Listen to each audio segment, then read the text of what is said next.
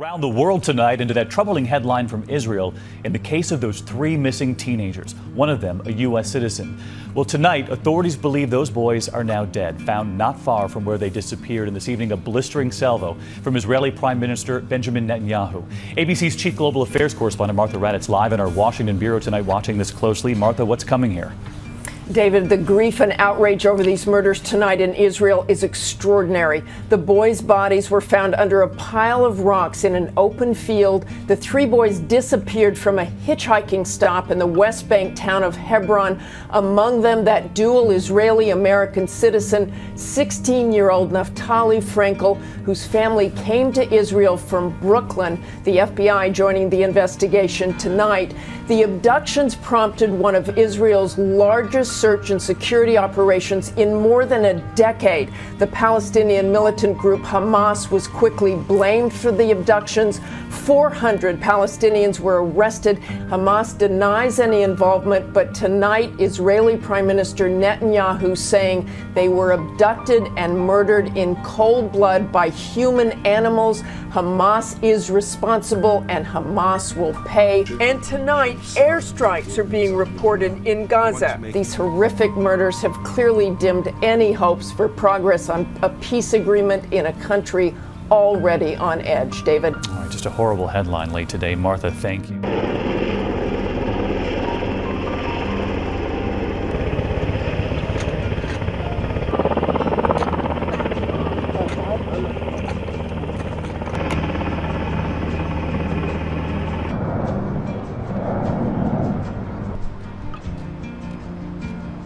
Certainly, as we've said many times throughout the course of the last several weeks, the kidnapping and, of course, any harm that has been done to these teenagers is a tragedy.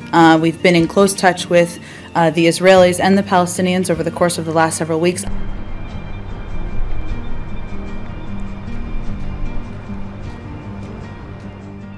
Israel is vowing this morning to retaliate for the murder of 3 teenagers. Israel blames Hamas, and overnight, Israeli airstrikes hit 34 targets in Hamas-controlled territory on the Gaza Strip. But the government says the strikes are in response to a weekend rocket attack. The new offensive comes just a day after the bodies of those 3 missing students were found in a field on the West Bank. Alex Ortiz is in central Israel outside the home of the victim, who also happened to be a U.S. citizen. Alex, good morning. Good morning. Well, here outside the house of Naftali Frankel, supporters and schoolmates have been gathered for weeks. Today, though, they're readying themselves to leave from here and go to his funeral. Israel's military was still deployed heavily throughout the West Bank this morning, searching high and low for 2 men suspected of killing Eyal Yifrak, Gilad Shar, and Naftali Frankel. Overnight, soldiers detonated explosives in a raid on one suspect's house in Hebron, a swift Israeli response following yesterday's grisly discovery. The bodies of the 3 teenagers who had been missing for over 2 weeks were moved from under a pile of rocks in an open field. It was exactly the news their families feared most. After weeks of praying for their safe return, Israelis gathered to hold vigils and mourning after hearing those prayers had not been answered. At an emergency cabinet meeting, Israeli Prime Minister Benjamin Netanyahu said Hamas is responsible and Hamas will pay. Though the Islamist group has distanced itself from the kidnappings and the killings, Hamas spokesman Sami Abu Zahri warned of further violence. If Israel uses aggression and escalation, he said, they will pay a price. Palestinians have already paid a price. In the last 2 weeks, Israelis have conducted a massive security operation, arresting hundreds and killing at least 6. And that crackdown is set to continue even as the Israelis bury their dead. Now, Prime Minister Netanyahu has said he intends to attend the funeral today of the 3 boys before later reconvening his cabinet. Israel vows Hamas will pay the price for the murder of 3 teenagers, including an American. Meanwhile, Israel's military launched airstrikes overnight, pounding dozens of targets across Gaza after militants fired more than 20 rockets into southern Israel from the Palestinian territory. Welcome, everybody. Brand new tensions there as we start a brand new hour of America's Newsroom. Glad you're with us today. I'm Martha McCallum. Hello, Martha, and hello, everyone. I'm Eric Shawn, in for Bill Hemmer this morning. Israel's Prime Minister Benjamin Netanyahu expressing grief and the rage of his nation, offering condolences to the families of those teenagers. They were, unarmed kids, they say, just leaving school, kidnapped more than 2 weeks ago, and then murdered in cold blood.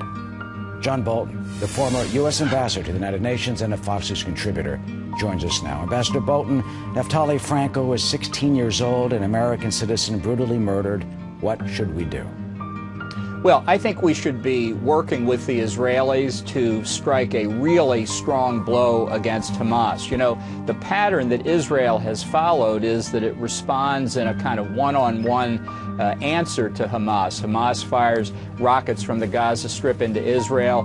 Israel attacks the places the rockets were launched from. Hamas kidnaps and kills 3 Israeli citizens, and Israel responds proportionally. And in large part, it does so because of pressure by the United States and Europe not to do anything more substantial. And I think that simply perpetuates Hamas's capability to commit exactly this kind of heinous crime. So I think the United States, instead of calling on Israel to exercise restraint here, as the State Department did yesterday, I think we should support a really strong response by Israel that goes right to Hamas's basic ability to carry out these kinds of strikes. Hamas is at war with Israel. This isn't a robbery or a kidnapping or a murder in the course of civil society. This is war, and Israel should be entitled to respond as if it were war, up to and including, if it chooses, destroying Hamas. And you talk about destroying Hamas. How about what we can do in terms of the financial aid to the Palestinian Authority? I mean, Abbas criticizes the murders, yet at the same time on their website, apparently, of Fatah, they called these 3 kids rats. They called them soldiers. Soldiers? They were walking home from religious school. Yeah. Well, I think we should have cut off all financial support to the Palestinian Authority years ago. This whole thing is a charade. The Palestinian Authority, Fatah, have no legitimacy whatever. They've demonstrated that their real interest is maintaining themselves in power. That's why they've been negotiating with Hamas to form a kind of coalition. This whole thing, this whole charade about trying to create a Palestinian state, I think needs to be discarded. I think we need to look at other ways of dealing with the problem of Israel and the Palestinians. But the idea that Hamas is not waging war on Israel, or that the Palestinian Authority is a logical alternative, a realistic alternative, I think is delusional. And Ambassador, finally, what is so heartbreaking about this is Naftali Franco, the young 16-year-old dual American citizenship. He has family here in New York City, family that was lost in the Holocaust. And we see what's happening with ISIS. We see the creation of a supposed Islamic State. We see Iran on the march. We see these 3 murders. Are they winning? Well, they're certainly moving ahead at this point, and I think they will continue to do so for the next 2.5 years, as long as the Obama administration continues to pursue the policies it's been pursuing for the past 5.5 years. This is why, in my view, we need a national debate about America's place in the world, how to handle threats like these terrorists, nuclear proliferation from Iran, North Korea, and a whole range of other issues. Right now, we don't have a national debate on foreign and defense policy. I think we suffer as a consequence. Our interests and our friends all around the world are suffering too, and it's only going to continue unless that changes. Well, that debate may come 2016. Ambassador John Bolton, always good to see you. Thank you so much.